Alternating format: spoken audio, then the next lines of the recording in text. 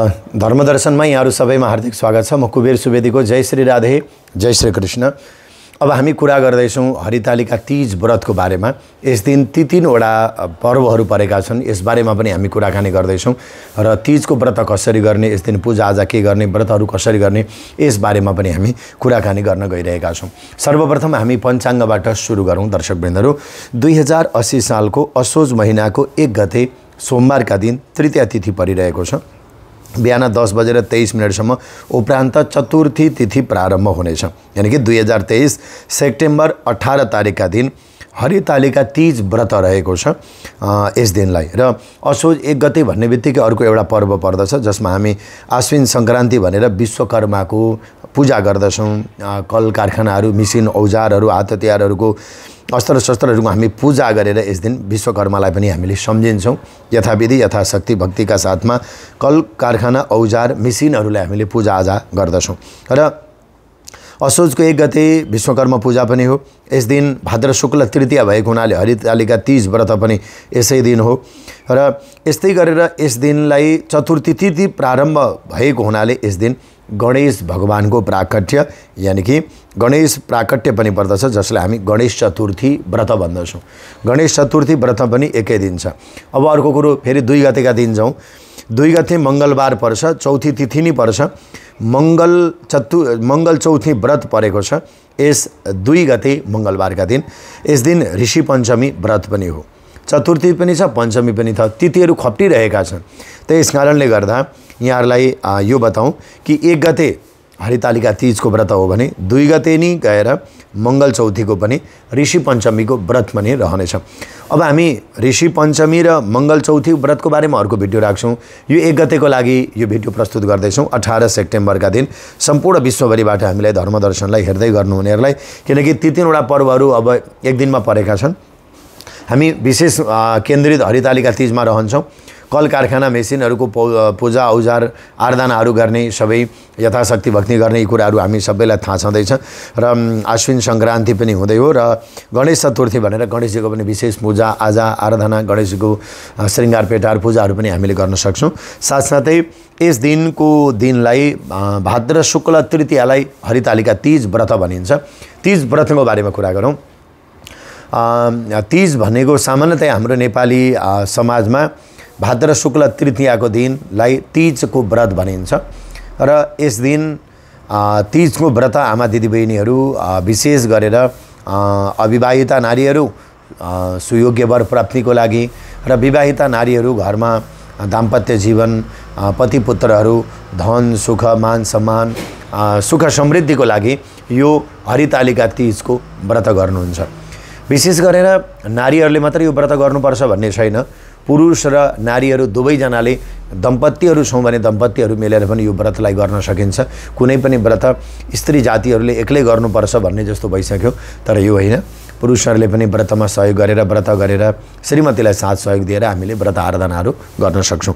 फेरि हरितालिका तीजको व्रतको महिमा के छ भने भगवान शंकरलाई पति बनाउन चाहनुहुन्थ्यो माता पार्वती, तर हिमालयले चाहिँ विष्णुसँग विवाह गरिदिने कुरो चलाए पछाडि विवाह भनेको कुरो त आफ्नो अधिकारको पनि कुरो हो। त्यसकारणले गर्दा पार्वतीले यो कुरो सुने पछाडि उनलाई दुःख भयो र आलिविही हरितालिका यानी कि आलिवी भनेको सखीहरूले हरण गरेर लिएर गए र उनले गएर भगवान शंकरको आराधना गरिन्।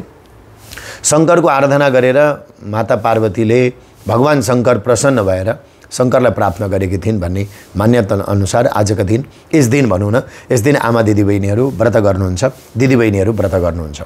अब व्रत कसरी गर्ने भनेर भन्दा बिहान उठेर स्नान गर्ने। स्नान गर्दाखेरि सकेसम्म अघिल्लो दिन दर खाने, यानी कि 31 गतेका दिन दर खाने। दर भनेको दरो बनिने, दर खाने भनिन्छ सामान्यतया भाषामा। दर भनेको के हो त भन्दा मिठा परिकारहरू, यानी कि दूधबाट बनेका चिजहरू भए, घिउबाट बनेका चिजहरू भए, जसले गर्दाखेरि भोलिपल्टको व्रतलाई दरो बनाउन सहयोग गर्ने भएको हुनाले हामीले दर खाने भन्छौँ हाम्रो नेपाली प्रचलनमा।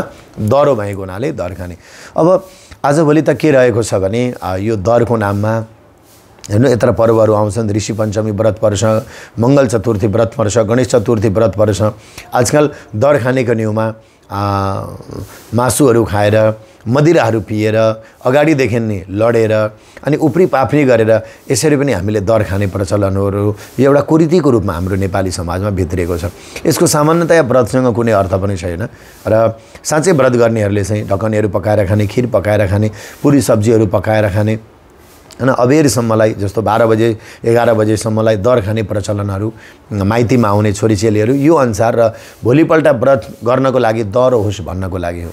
अब यसको मासुसँग सम्बन्ध छैन, मिटसँग, मदिरासँग, यी चिजहरूसँग, यस्ता चिजहरू खाएर व्रत गर्नुको कुनै अर्थ रहँदैन सज्जनहरू। किनभने यत्रा पर्वहरूमा, यत्रा उत्सवहरूमा यत्रो त्याग, यत्रो महत्त्व र महिमा बोकेका व्रतहरूमा अहिले हामीले सामाजिक सञ्जालतिर देख्न सक्छौँ यी सबै कुरीतिहरू हुन्। यसको बारेमा धेरै पनि नबोलौँ, मैले यति भने योसँग व्रतको कुनै अर्थ छैन, यो देखावा हो, यो कुरीति हो।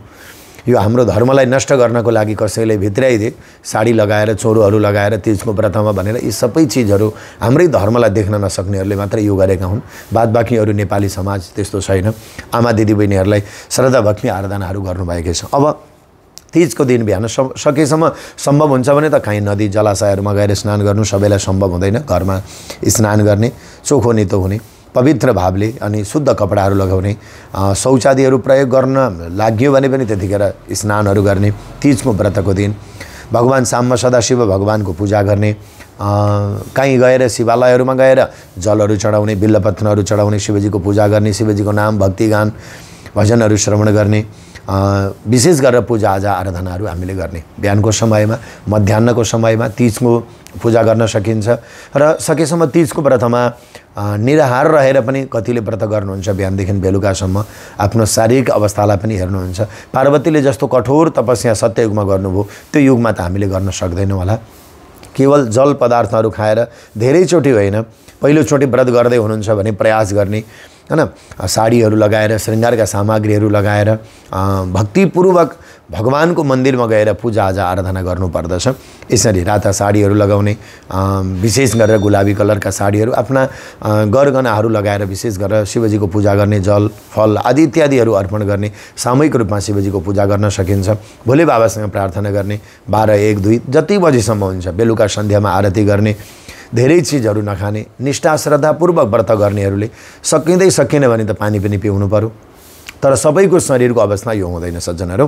त्यस कारणले गर्दा हजुरहरूले बडा श्रद्धा भक्तिपूर्वक व्रतहरू आराधनाहरू गर्ने, अन्नलाई सकेसम्म परित्याग गर्ने र ग्रहण गरे पनि बिहानका पूजा आराधनाहरू सकेर बिस्तारै बिस्तारै अब सकिँदैन, रिघटा चल्न आँटो, गर्मी भयो भने त्यतिखेर आफ्नो शरीरको अवस्थालाई हेरेर तरल पदार्थहरू, जल फलहरू खाना पनि ग्रहण पनि गर्न सकिनेछ। बेलुका फेरि सन्ध्यामा दियो बाल्ने, भगवान शिवजीको अगाडि बत्तीहरू बाल्ने, आरती गर्ने अनि आफ्नो पति परमेश्वरको यदि पतिदेव साथमा हुनुहुन्छ भने पतिलाई टीका बन्धनहरू गरेर उहाँहरूसँग आज्ञा लिएर उहाँहरूलाई दर्शन गरेर विवाहित नारीहरूले विशेष गरेर आज्ञा लिएर अनि खानेकुराहरू पनि ग्रहण गर्ने, श्रीमानले पनि साथ दिने। व्रत गर्दा यी सबै कुराहरू मिल्नुपर्छ र यसरी तीजको व्रत, हरितालिका तीजको व्रत यसरी आमा दिदीबहिनीहरूले सम्पन्न गर्ने, निष्ठा श्रद्धापूर्वक गर्ने। नाचगान तडक भडक भनेको यो सबै आएका हुन् सज्जनहरू, यी पछि आए।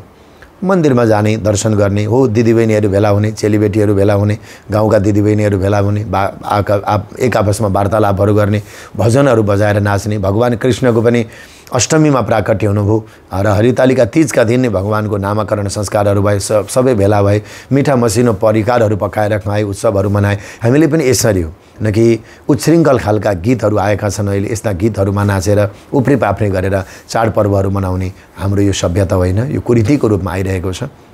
यसलाई हामीले बिल्कुलै प्रश्न दिनु हुँदैन। भजनमा नाच्ने, धेरै ननाच्ने, यस दिन त मेहनत पनि धेरै नगर्ने, गर्मी भएको हुन्छ, बरु सेवा पूजा आराधना गर्ने, भगवानको नाम लिने, मठ मन्दिरहरू जाने र उफ्रिएर नाचेर कम्पिटिसन गरेर मात्रै तीजको व्रत सम्पन्न हुँदैन।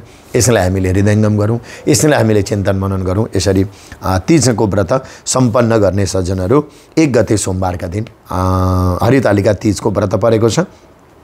यसरी गर्ने भगवान शङ्करलाई, शङ्कर पार्वतीलाई राता फुलहरू चढाउन सकिन्छ, नैवेद्यहरू चढाउन सकिन्छ, माँ पार्वतीलाई श्रृङ्गारका सामग्रीहरू चढाउन सकिन्छ, भगवान शङ्करलाई दुध दहीहरूले अभिषेक गर्न सकिन्छ।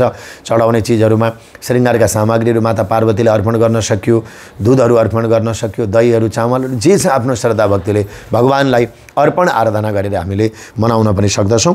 र यस दिन विश्वकर्मा पूजा भएको हुनाले यस दिन बिहान पनि हजुरहरूले छोरा मान्छेहरूले घरमा कल कारखाना औजारहरू हात हतियारहरू कम्प्युटरहरू मेसिनरी सामग्रीका पूजाहरू गर्ने भोगहरू लगाउने चन्दन अक्षताहरूले पूजा आराधनाहरू पनि गर्ने। र यस दिन बिहानै गणेशजीको गणेश चतुर्थी व्रत भएको हुनाले यस दिन गणेश चतुर्थीको व्रत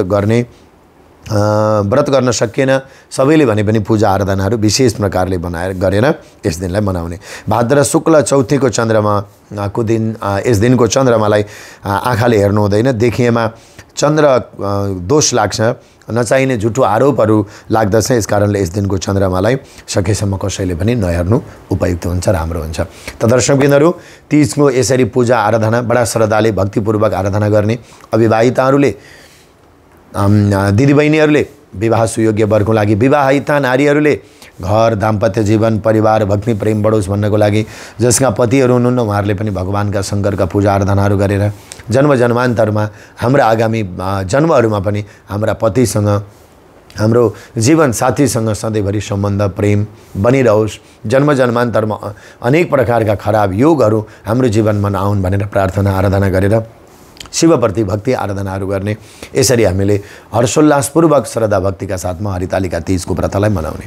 त ती तीनवटा पर्वहरू परेका थिए, मैले त झन्डै बिर्सिरहेको पनि थिएँ सज्जनहरू, कार्यव्यस्तताले गर्दा रामायणको कथामा हामी रहेका छौँ र अब नजिकै आइरहेको हुनाले दह्रो खाएर दह्रो भएर 31 गतेका दिन दह्रो भएर अनि आश्विन सङ्क्रान्तिका दिन असोज 1 गतेका दिन विश्वकर्मा पूजा, हरितालिका तीज, गणेश चौथी, यी गणेश चतुर्थी व्रत आदि गरेका सबै कार्यहरू विधिपूर्वक श्रद्धापूर्वक गर्नुहोला। मैले थोरै भने अझै धेरै जानेर बुझेर यहाँहरूले श्रद्धा भक्ति गर्नुहोला। ऋषि पञ्चमीको व्रत र मङ्गल चतुर्थीको व्रतको बारेमा चाहिँ फेरि छुट्टै भिडियो अर्को दिन राख्नेछु। सबैलाई धेरै धेरै धन्यवाद। जय श्री राधे, जय श्री कृष्ण।